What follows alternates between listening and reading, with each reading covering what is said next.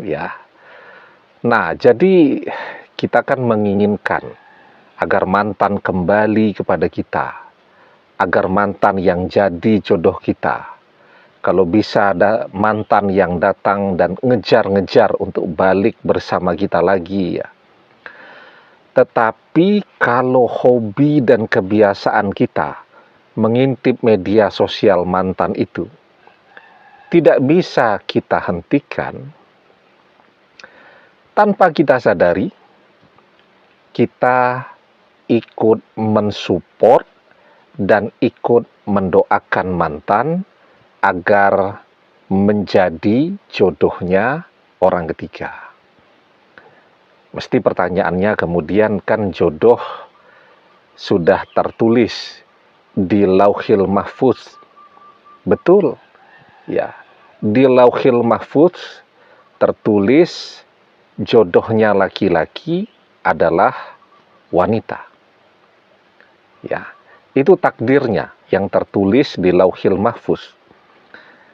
Tetapi siapa berjodoh dengan siapa itu sangat tergantung kepada usaha dan doa setiap orang. Kita tahu persis bahwa doa itu adalah sesuatu yang teramat sangat penting di sisi Allah. Laisa sayun akrama 'alallahi ta'ala minad du'a. Tidak ada yang lebih penting di sisi Allah daripada doa. Doa itu teramat sangat penting, teramat sangat istimewa di sisi Allah, sehingga doa bisa mengubah takdir dan jalan hidup seseorang. Kalaulah yang tertulis di Lauhil Mahfuz, takdir jodoh mantan itu berjodoh dengan orang ketiga, kalau kita masih mau terus berdoa agar mantan kembali, agar mantan menjadi jodoh kita, maka takdir itu bisa berubah. Jadi takdir yang tertinggi, jodohnya laki-laki adalah wanita. Tapi di bawah itu, ya, dengan siapa, itu masih bisa berubah kalau manusia masih mau berdoa. Karena itu di dalam hadis yang lain kita diajarkan, la yaruddul qada'a illa du'a. Tidak ada yang bisa mengubah takdir kecuali doa. Nah, sekarang apa hubungannya mengintip media sosial mantan yang kemudian membuat mantan justru berjodoh dengan orang ketiga? Yang pertama, mantan tahu kalau kita mengintip media sosialnya. Ya, zaman sekarang orang punya begitu banyak cara untuk tahu siapa saja yang rajin mengintip media sosialnya. Apalagi kalau sudah mengintip media sosial mantan, kita hobi curhat di media sosial kita. Dia posting foto orang ketiga sedang makan malam bersama mantan dan keluarganya. Besoknya kita langsung curhat. Ya, betapa sedihnya kita tidak pernah diajak makan malam. Jangankan makan malam diperkenalkan dengan orang tuanya, mantan pun kita tidak pernah. Begitu kan?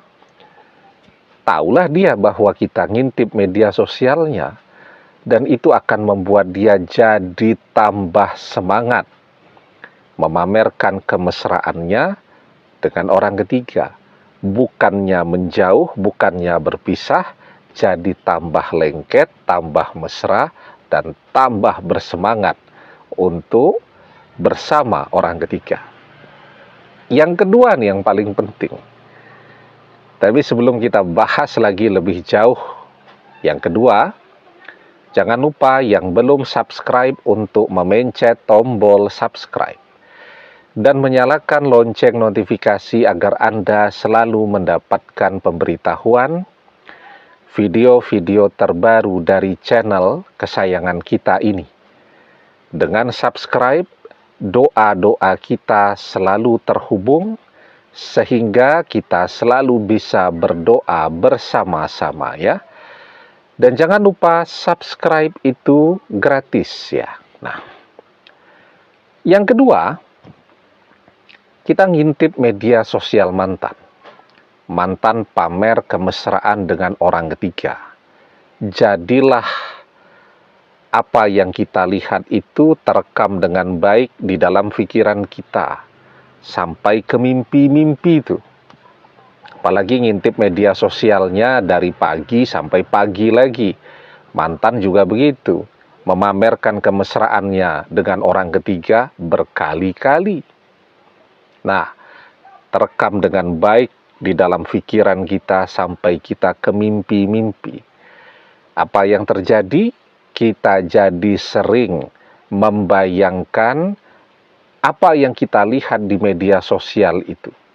Mantan mesra dengan orang ketiga. Bahkan ketika kita berdoa agar mantan kembali sebagai jodoh kita, dengan lisan kita berdoa, tapi pikiran kita membayangkan mantan sedang mesra bersama orang ketiga seperti apa yang kita lihat di Instagramnya. Itu yang menyebabkan kenapa mantan jadi tambah lengket, tambah dekat, tambah mesra, bahkan bisa jadi berjodoh dengan orang ketiga. Karena apa? Karena pikiran kita membantu berdoa agar mantan menjadi seperti apa yang dia foto di media sosialnya tadi. Pikiran manusia ketika membayangkan sesuatu, itu sama dengan doa. Bahkan lebih dahsyat daripada doa yang diucapkan dengan lisan. Karena apa? Karena kalau dengan pikiran, itu segala sesuatunya tergambar dengan sangat detil. Kalau kita berdoa dengan lisan, pengen punya rumah baru,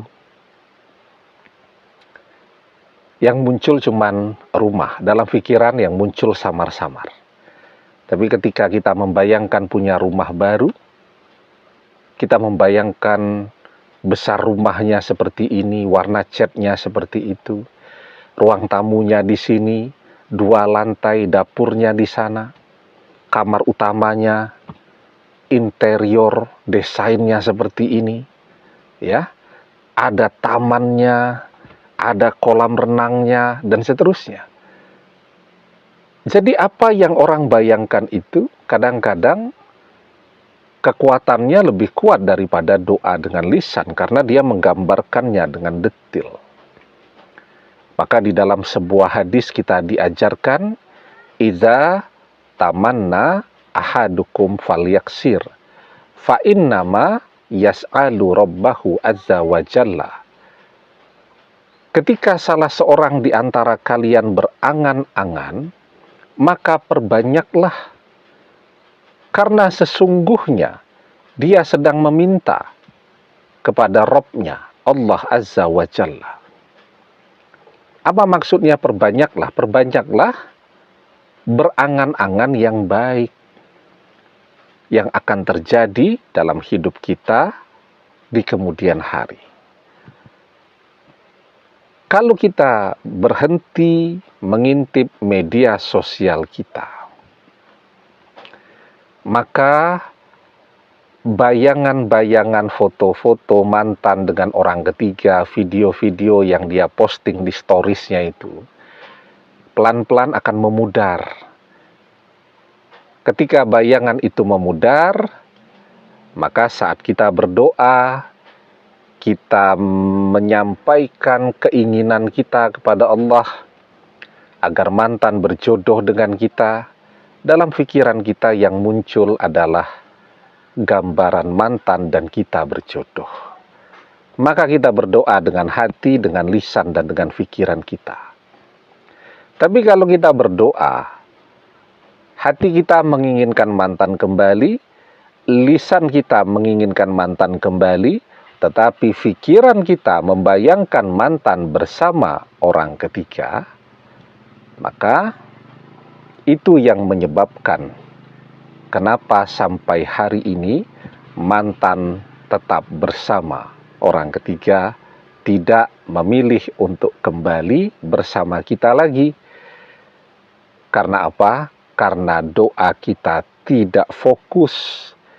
Kenapa jadi tidak fokus? Karena terlalu rajin mengintip media sosial mantan. Demikian, semoga bermanfaat.